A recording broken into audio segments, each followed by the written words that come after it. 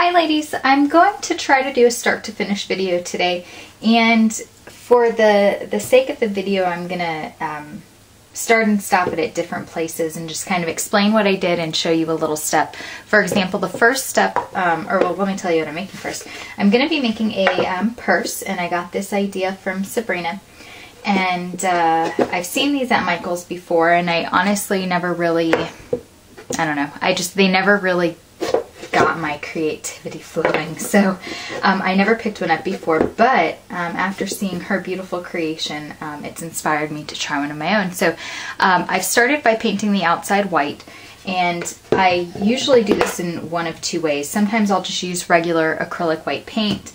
A lot of times I'll use gesso and then a coat of white acrylic paint over it. It really depends on what supplies I have on hand that particular day.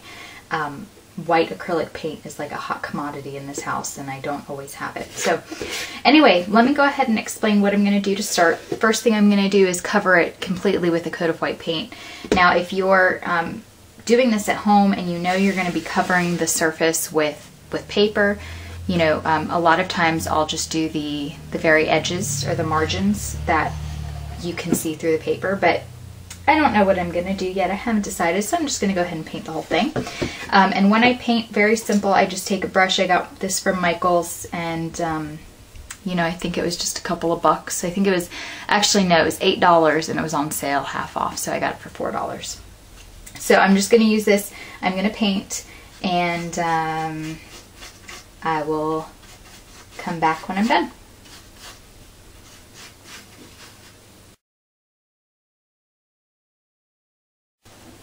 I forgot to mention, before I start painting the box, I take off all the hardware. Very simple to do. Just use a small screwdriver and take out all of the screws, and the hardware will come right off. Very simple. Now, one of the things about the boxes that you get at Michael's is most of the, and I don't know if the ones from Hobby Lobby are the same, most of the hardware is just that cheap gold looking hardware, and I know I've painted it before white, but what I've started doing now is, because I've already taken the hardware off, that gives me pretty easy access to it, and I just alcohol ink the parts with the silver Adirondack alcohol ink. And you're going to get a little messy, but you know, whatever, doesn't matter. Use one of your felt pads, your Tim Holtz felt pads, and you can use your Tim Holtz tool, but because of the surface of the hardware and the different grooves and things, I find that it's very difficult to get to all of the parts if I'm using my Tim Holtz tool, so I generally just use the felt pad. And you're basically going to want to shake up your mixative, and then you just put, you know, just a small amount on your felt, and you'll know if you need more. And basically you're just going to hold it down and just blot. And at first it's going to look like you're not, you know, it's not going to stay on there, but you know, just blot a little bit and it will build up. Sometimes I let it dry a tiny bit, set it to the side, work on the other one, and then I'll come back to that one.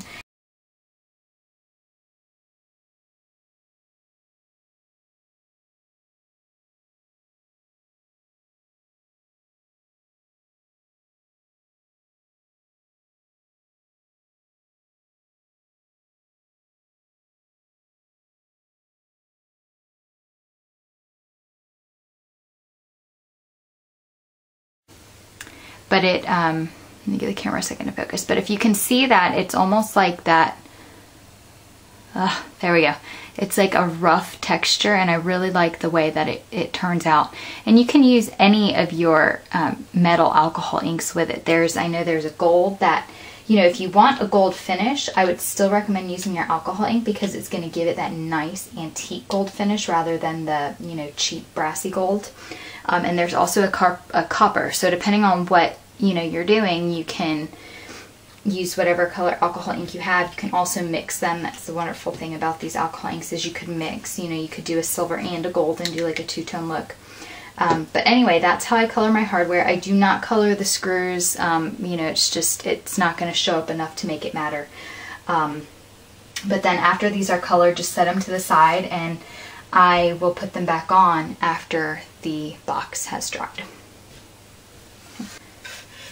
Alright, so let me see if the box is dry, and let me zoom out a little bit and I'll show you how I put the hardware back on.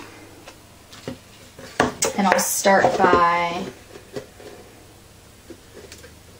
showing you one of the bottom ones. And it's pretty simple to do. You know, it doesn't really give me any trouble when I try to put it back on.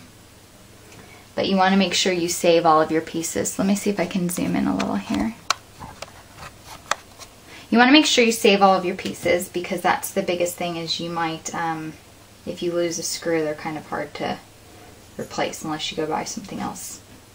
Also, there have been projects where I've taken off the hardware and I just didn't even use it. I replaced the hardware with something different, like, you know, the knob on the box or whatever.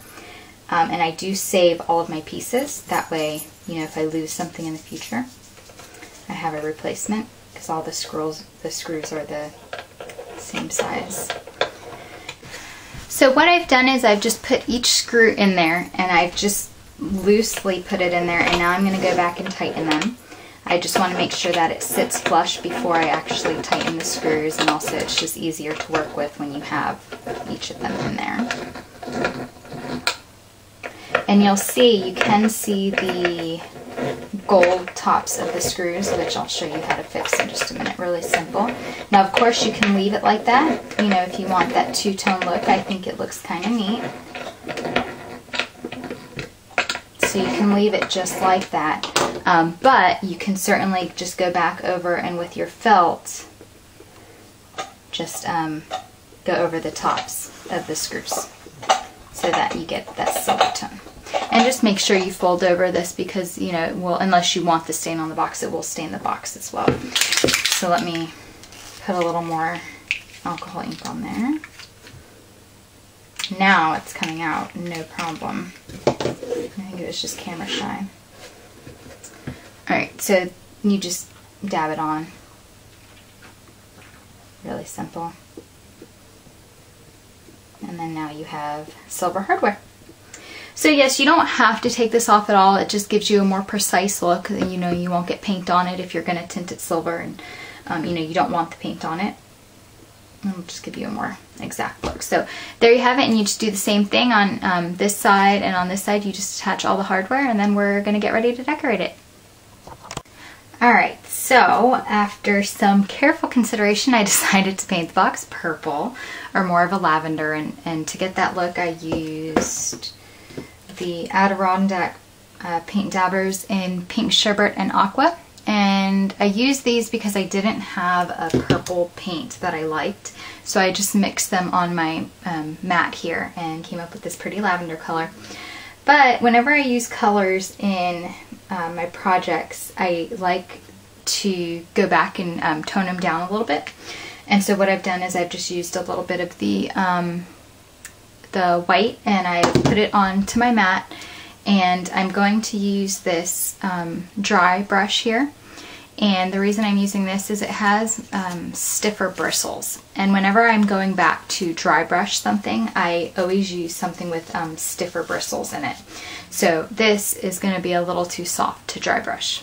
So I'm using this, and I just have it on the mat, and actually let me move some of the paint so you can see what I'm doing. And I just kind of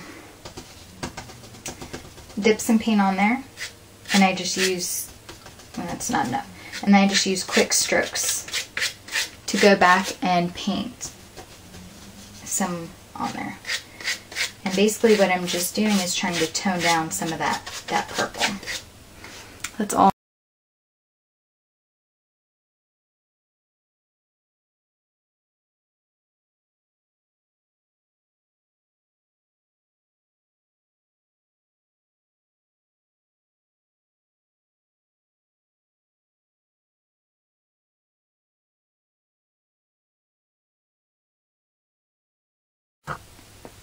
Okay, so the next step that I'm going to do is actually decorate the front of the box. And as many of you know, I've kind of been obsessed with the paper layering lately, so I'm going to go ahead and continue that same theme. So to start, I went ahead and laid the box on the paper, traced around it, cut it out, and this is the shape that I got. I did lightly go over it with the Prima tool to tatter the edges.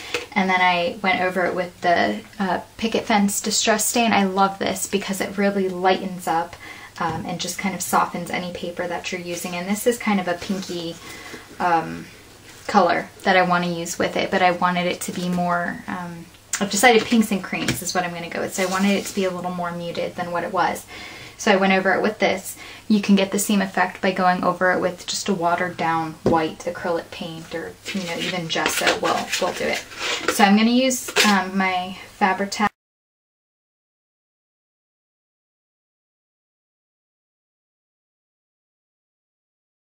I hold it down to make sure my paper is not going to curl up or anything. Make sure it's in the right place. And I'm just going to hold it down for a second, but it really does stay in place, which I love. So I'm just going to do the front of this for now. I am going to do the back with a very similar paper, but I wanted to go ahead and show you how I do the paper piecing here, or not the paper piecing, but the layering. So I have all the pieces that I want to use, and this is always what I do first. I get together a bunch of pieces I want to use. These are not all going to fit on the front of the box, but this is what I want to use. So I have them all laid out. I've already distressed the edges on all of them or ripped them. And then what I do, the next step is I get together the colors that I want to use on the papers. And I want to stick with like a pinks and creams. And this tattered rose I like because it's almost a purpley pink. The nougat is a nice color because it's just a nice soft beige brown. And then marshmallow is my favorite. You can't get it anymore. I still have, this bottle's almost out, and then I've got one more, and then I don't know what I'm gonna do. So I love it because it has like the white chalk finish in it plus shimmer, and it's just awesome because it tones down things. So I'm just gonna spray in several different places. See that marshmallow, it gives like that white color. I love it, love it, love it, love it. I'm going to put some more of the tattered rose because that's such a light color. And then what I do is I just kind of plop my pieces down and move them around so I give them a nice base of color.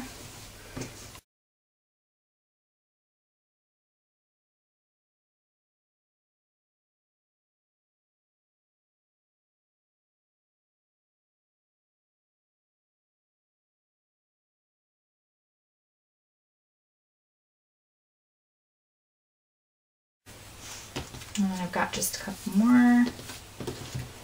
And I'm going to go ahead and turn the camera off while these dry. You can let them air dry. I'm going to heat dry them because I really want to work on this project and I need this to go ahead and finish the next step. So I'm going to go ahead and turn the camera off, let these dry, and I'll be back. Alright, so I am back with my pieces that are dried, and I actually have switched the papers. This is going to be the back, and then this is going to be the front. Not too different. This one was just a little bit lighter, and it gave me a cleaner kind of palette to start with, I guess.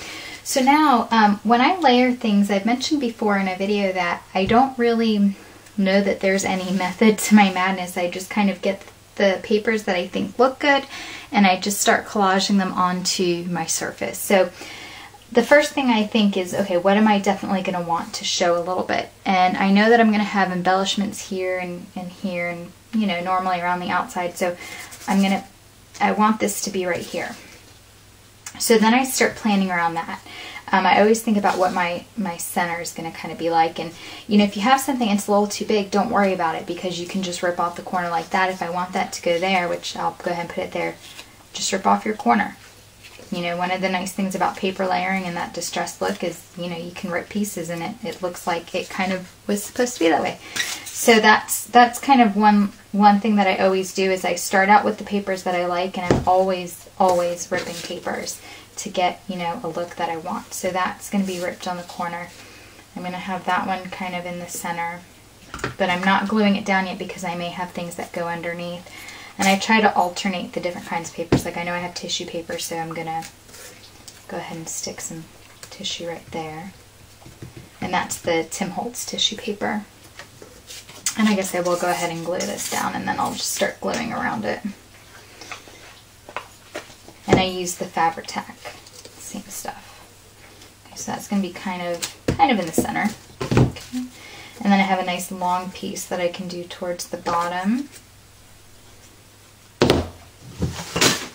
Oh, there goes something. Something fell. Okay, so I'll glue that towards the bottom. And then that's kind of what I do. I just start looking for places that I'm going to put things, where they go. And if you know you're going to have embellishments in certain places, you know, feel free to pile things up in that area. Like I know I'm going to have embellishments here, so it doesn't matter if it looks kind of funky because I know I'm going to be covering it up. That kind of stuff.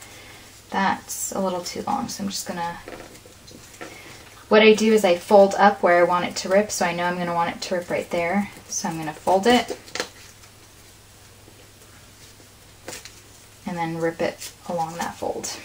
That way I get it exactly where I want it to be. I'm going to wipe some of that glue off.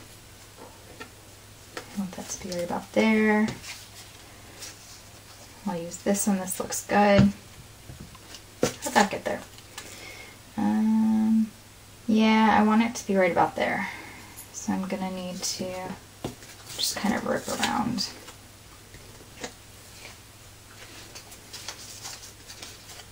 And that's like a music bit. That'll go good there. And that's just, I just continue layering until I have a look that I like. And I try to alternate. I notice I haven't used as much tissue paper, so I try to, now I'll use some. I try to alternate between, you know, if I'm using tissue paper, I'm going to try to alternate between tissue and regular, you know, and just kind of get a good balance of both. I don't know if I like that. Rip that corner off. And my dogs are in here today. So if you hear any noises, that's what it is. Okay, so then I've covered up that bottom piece. Okay, that's okay. I'm probably not going to really see this bottom a whole lot. You know, it's going to be sticking out there, and that's fine. Alright, so now I'll put that there. I try to go in different directions. Sometimes, you know, a lot of the papers end up going in the same directions, which is fine. But, you know, that'll go good there. And I do not, one thing I want to mention is I do not wait until the very end to glue. I do that with my embellishments. With my embellishments, I set everything out normally. At least I set out a couple of things, make sure I like it, and then glue it down. With these, I do not. I actually, you know, once I see a place that I like, I do start gluing it right away.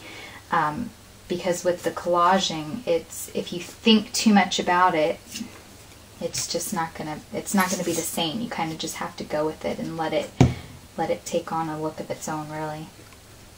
Put that there. Where'd that piece go? Put the camera there. And I like the way they all have a similar, you know, shimmery tone, which kind of brings all the pieces together. Put the camera there. And I think I'm going to leave it at that because I still have some embellishments I want to do. I'll probably put some kind of swirl here. I'm not really sure, but I'm going to go ahead and end the first part of this video. And this is kind of how I make the base for my, you know, for my project. That's the base. And when I come back, I will do the embellishments. So thanks so much for watching, guys. Please look for the second part of this video. Bye.